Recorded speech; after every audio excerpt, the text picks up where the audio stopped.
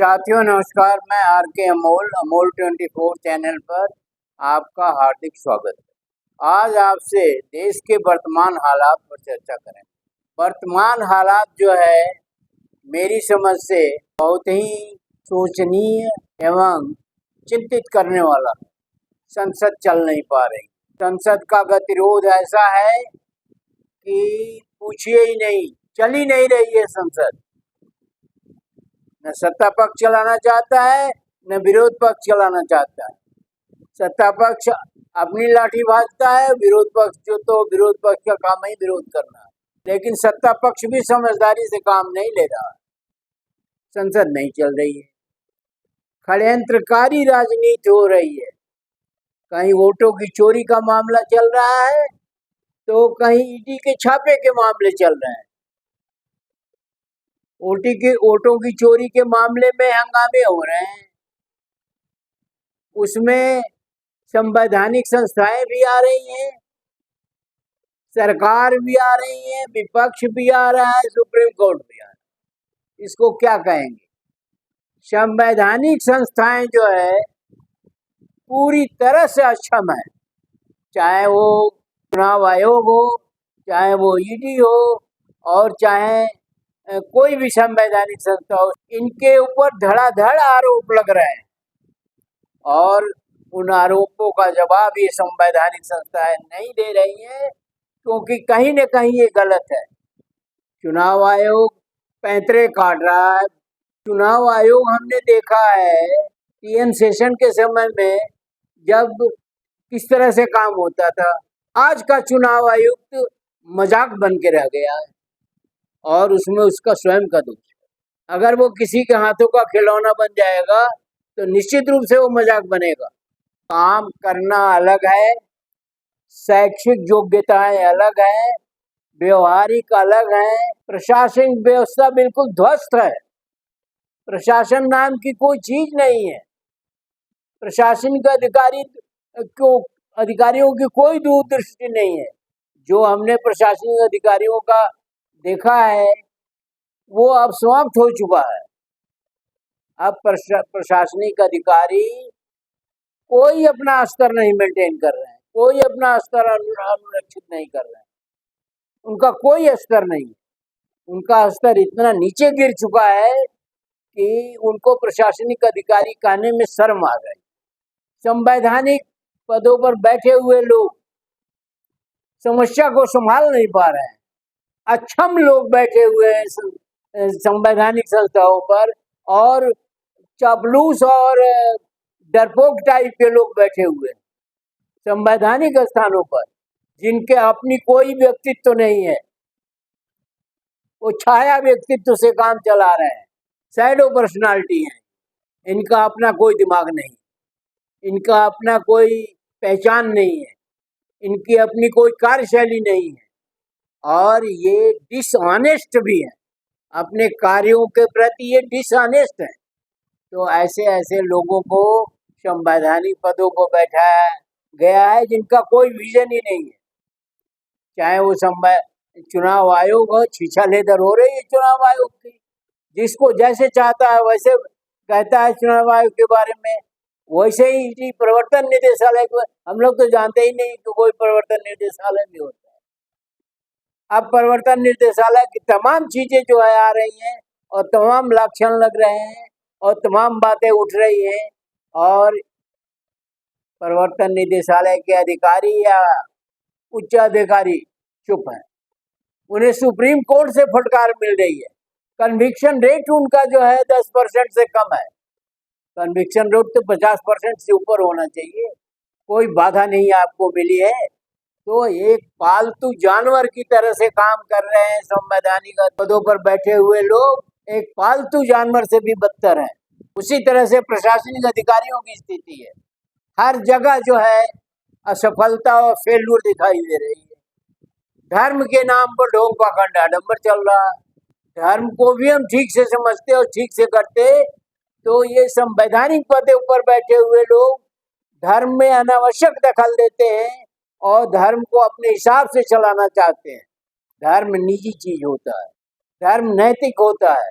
पर हिंदू मुस्लिम मस्जिद के नीचे मंदिर है। मतलब इतने जलालत वाले काम हो रहे हैं जिसकी वजह से देश की स्थिति खराब हो रही है, देश रसातल में जा रहा है और ये देख के भारी दुख होता है। तो संवैधानिक अधिकारियों की वही हालत है। चुनाव आयोग तो जैसे लगता है कि मतलब क्या बताया जाए। अगर चुनाव आयोग सही नहीं रहेगा, अगर प्रवर्तन निदेशालय सही नहीं रहेगा, अगर न्यायालय सही नहीं रहेगा, अन्य प्रशासनिक अधिकारियों की स्थिति शोचनीय है। राजनीति का तो कहना ही नहीं है। राजनीति में तो कहते हैं कि बहती गंगा में हाथ धो लो, तो राजनीति तो बहती गंगा में हाथ धोया जा रहा है, काम कुछ भी नहीं हो रहा है। लोग विदेशों में जा रहे हैं काम करने के लिए, कितना उनको कष्ट हो रहा है, कितना उनके साथ दिक्कतें आ रही हैं। वो किसी मजबूरी में अपने बच्चों को, बाल बच्चों को छोड़ करके जो है विदेशों में नौकरी करने जा रहे हैं और उनके साथ विदेशों में क्या सलूक किया जा रहा है, इसको सरकार से कुछ भी लेना देना नहीं। सरकार में अनविजनरी लोग बैठे हुए हैं। साधु सन्यासियों को उत्पात अपनी जगह पर अलग है। वो डिबेट में भाग लेते हैं, वो नरगल बातें करते हैं, कोई कुछ कहता है, कोई कुछ कहता है, जिसके कहने का कोई सेंस ही नहीं है और कहने को साधु सन्यासी है। कितने यहाँ वक्तव्य दिए जाएं, तमाम दिए गए हैं कि इतनी अभद्र भाषा का प्रयोग ये साधु सन्यासी करते हैं जितना एक आम आदमी भी नहीं करता हो, गंवार भी नहीं करता हो, इतना सड़क छाप गुंडा भी नहीं करता हो, जितना अभद्र भाषा का प्रयोग ये साधु और संत करते हैं। और कहीं से न कहीं से इनको जूस मिलता है, श्रय मिलता है। और कहाँ से मिलेगा? राजनीति से मिलता है। ये राजनीतिक हो चुके हैं, इनका राजनीति में दुरुपयोग किया जा रहा है। एक दो की मैं बात नहीं कर रहा हूँ। उत्तर प्रदेश जो है धर्मांतरण का हब बन गया है। अभी अभी खबर आ रही है कि बरेली में भी सुनियोजित तरीके से धर्मांतरण हो रहा है, लखनऊ में हो रहा है, बलरामपुर में हो रहा है और श्रावस्ती में हो रहा है और जाने कहाँ कहाँ हो रहा है। और धर्मांतरण के कानून लाने वाले और धर्मांतर के सबसे बड़े विरोधी जो है उत्तर प्रदेश की संवैधानिक पद पर बैठे हुए हैं। शर्म आनी चाहिए। इतने बड़े पैमाने पर धर्मांतरण हो रहा है, पैसे की हेरा फेरी हो रहा है, देश के साथ जो है छल हो रहा है, कपट हो रहा है और संवैधानिक पद पर बैठे जो है क्या कर रहे हैं समझ में नहीं आ रहा। अब जात पात पर आते हैं। संवैधानिक पदों पर बैठे हुए लोग, साधु सन्यासी, राजनीतिक लोग तो है ही हैं, तमाम मंदिरों मठ के महंत और वो सब जातिवाद कर रहे हैं। इतना घृणित कार्य है। जाति, ये सब करने से देश चलेगा?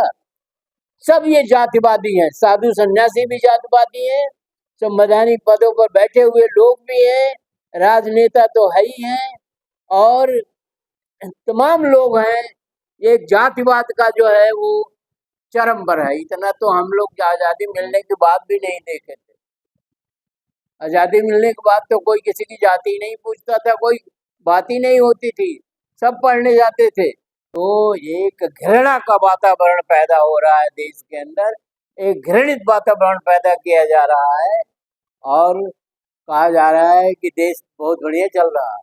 तमाम चीजें हो रही है। शिक्षा ध्वस्त है, रोजगार ध्वस्त है, स्वास्थ्य ध्वस्त है, वोट चोरी की बात उठ रही है, हंगामा हो रहा है। देश का नौजवान उस हंगामे का काम भाग ले रहा है और पूरा बिहार जो है आंदोलित है, पूरा उत्तर प्रदेश आंदोलित है, देश में आंदोलित है। जब नैतिकता नहीं रहेगी तो कोई कानून काम नहीं करेगा। इस देश में गृह युद्ध की स्थिति हो गई है। विदेश नीति की बात करें तो अमेरिका जो है आप पर 50% टैरिफ लगा। क्या बात है? क्या अमेरिका की नाराजगी है आपसे? और नाराजगी है तो उस नाराजगी को दूर क्यों नहीं कर रहे हैं? उसी तरह से पाकिस्तान से भी आपके संबंध ठीक नहीं है, नेपाल से भी नहीं है, लंका से भी नहीं है और तमाम अन्य देशों से आपका जो है संबंध बढ़िया नहीं है। ये तो इंटरनेशनल पॉलिटिक्स है जिसमें आप सरवाइव कर रहे हैं। रशिया और अमेरिका मिल के बात कर रहे हैं और आपका उसमें क्या रोल है? इस देश का क्या रोल है? इंदिरा गांधी ने इंटरनेशनल पर्सनालिटी थी वो। आप तो राष्ट्रीय पर्सनालिटी नहीं है, राष्ट्रीय व्यक्तित्व नहीं है आपका। धर्म को लेकर के आप चलते हैं। धर्म से शासन थोड़ी ना होता है, ये तो छल है, कपट है, षड्यंत्र है। धर्म को राजनीति में उपयोग कौन करता है? षड्यंत्रकारी करते हैं। षड्यंत्र करके आप देश को चलाएंगे? देश को शिक्षा, स्वास्थ्य और रोजगार से चलेगा, आपके षड्यंत्र से नहीं चलेगा। ये षड्यंत्र का एक न एक दिन जो है पर्दाफाश तो होना ही होना है, हो रहा है। तमाम यूट्यूब पर आर्टिकल पढ़ने और सुनने को मिलता है, जिससे पता चलता है कि क्या हुआ इस देश में, क्या हो रहा है और आगे क्या इसका भविष्य है। तो ऐसी स्थिति में मैं तो आपसे यही निवेदन करूंगा कि पक्ष विपक्ष प्रशासनिक अधिकारी ये ईडी के उत्पात इस तरह से चल रहे थे कि वॉशिंग मशीन का इजाद हो गया। सारे नेता मिलके कह रहे हैं कि ईडी गलत कर रही है। सुप्रीम कोर्ट कह रहा है कि आप राजनीति न करिए, आप संवैधानिक पद पर बैठे हुए हैं तो अपना काम करिए, राजनीति से ऊपर उठ करके। तो संवैधानिक संस्थाएं राजनीति में विलीन हो गई, कैसे देश चलेगा? इन संवैधानिक संस्थाओं की जो मर्यादा है वो तार तार हो रही है। अरे इससे अच्छा तो है कि आप उस पद को छोड़ दें। मैं नहीं कर सकता भैया, और किसी को बुला के कराओ, तो आपके अंदर स्वाभिमान भी, आप पिट्ठू की तरह से हैं। ऐसी स्थिति में देश की कंडीशन बहुत खराब हो रही है। देश की अंदरूनी और बाह्य व्यवस्था, मतलब देश और विदेश दोनों खराब हो रहा है। आर्थिक रूप से भी आप कमजोर हो रहे हैं। पैसा सेंट्रलाइज हो रहा है, पैसा एक जगह इकट्ठा हो रहा है। जब तक पैसा फ्लो में नहीं आएगा, जब तक पैसा जो है लिक्विड नहीं होगा, तो एक जगह रख करके आप कैसे देश को चलाएंगे? तो आपकी मंशा गलत है। आपकी मंशा वो है कि हम तो डूबेंगे सनम, तुम्हें भी ले डूबेंगे, तो देश को भी आप ले डूबेंगे। ऐसे ही ये देश गुलाम हुआ है, ऐसे ही हम गुलामी का दंश झेल रहे हैं। गुलामी का दंश खत्म नहीं हुआ है। अंग्रेजों ने पग पग पर आपको चिताया गुलामी के बारे में कि तुम गुलाम हो, तुम्हारे अंदर कोई दम नहीं है। वो तो गांधी का अगर अंग्रेज ने वो फेंका ना होता छोटे से स्टेशन पर, तो गांधी भी अफ्रीका में वकालत करते रहते हो, ये देश गुलामी में चलता रहता। स्वतंत्रता के लिए जिन लोगों ने अपना बलिदान दिया है, भगत सिंह, सुभाष चंद्र बोस, अशफाक उल्लाह खां, राम प्रसाद बिस्मिल, चंद्रशेखर आजाद, तमाम लोग हैं, नेहरू इवन, नेहरू ने अपना घर द्वार सब जो है पार्टी को दान कर दिया, देश को दान कर दिया। उस नेहरू के पीछे पड़े हुए हैं आप।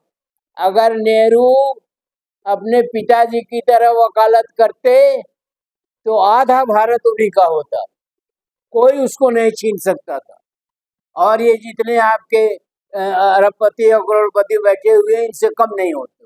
आपका सोचने का तरीका ही अलग है, आपके करने का तरीका भी अलग है। जैसा सोचता है आदमी वैसा होता है। मुझे तेजी होता है कि जो व्यक्ति धर्मांतरण का कानून लाया, जिस व्यक्ति ने धर्मांतरण का विरोध किया, उसी के राज में धर्मांतरण पूरी तरह से फैल रहा है, और कहीं कोई जो है न चेक है, न कुछ है, न कुछ है। ऐसी स्थिति में इस देश का क्या करेंगे? भगवान राम और हनुमान, अब आप देखिए क्या हो रहा है। चारों तरफ एक खट्टापन, विषैलापन आ गया है और देश रसातल में जा रहा है। आप चले जाएंगे, हम भी चले जाएंगे, दुनिया चली जाएगी, देश तो रहेगा। देश कहाँ जाएगा? आपसे हाथ जोड़ के करबद्ध प्रार्थना है कि कृपया विचारों में तब्दीली लाया जाए, देश को सर्वोपरि किया जाए, छल कपट से नहीं, षड्यंत्र से नहीं, विचारों को शुद्ध करें, दुनिया को भी शुद्ध करें, देश को विकास के रास्ते पर ले जाएं। यही आपसे प्रार्थना है, देश का विकास हो। ताकि आने वाली पीढ़ी जो है गर्व से कह सके कि हम भारतीय हैं। धन्यवाद। जय भारत, जय संविधान।